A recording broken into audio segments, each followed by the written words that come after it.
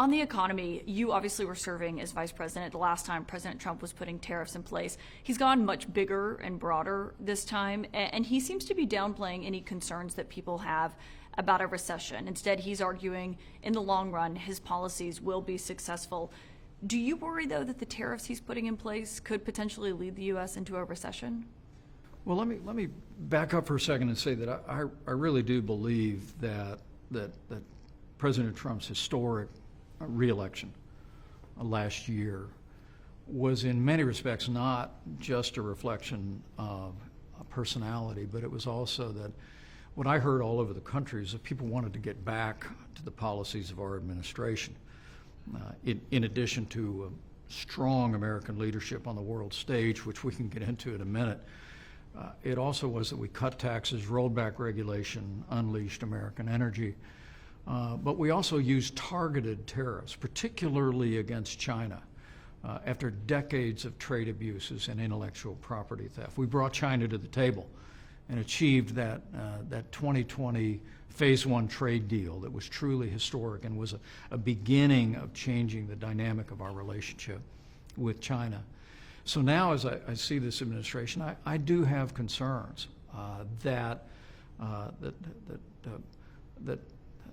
with the president's call for broad-based tariffs against friend and foe alike, that ultimately the administration is advancing policies that are not targeted at countries that have been abusing our trade relationship, but rather are essentially new industrial policy that will result in inflation, that will harm consumers, and ultimately harm the American economy. So, again, I want to be clear. When it comes to China, when it comes to decades of trade abuses, my view always is free trade with free nations.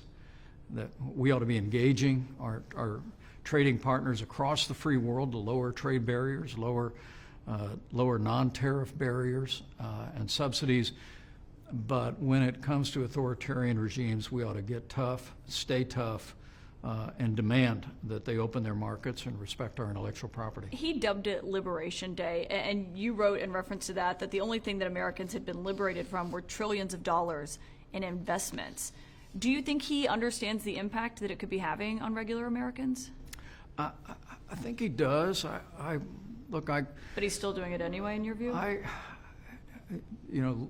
President Trump and I had many long conversations about trade in our 4.5 years. I strongly supported our administration's policies on trade, including the get tough policies with Mexico and Canada that resulted in the United States-Mexico-Canada agreement, the largest trade agreement in U.S. history.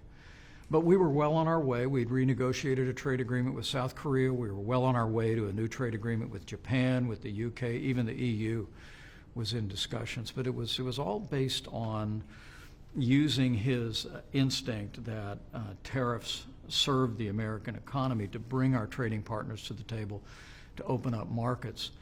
My concern now is I see the president following more of what I think has been his historic view, that at the end of the day, a certain minimum threshold of tariffs on all goods coming into the country will serve the American public and our economy. Some people believe that. I hold the view that trade means jobs, and that if we were to erect even the 10% minimum tariff that is on today, if that was all that remained after this, I think ultimately it would stifle American growth, limit prosperity, drive up costs for American consumers, and we ought to be driving again toward that principle of free trade with free nations and standing firm on authoritarian regimes like China.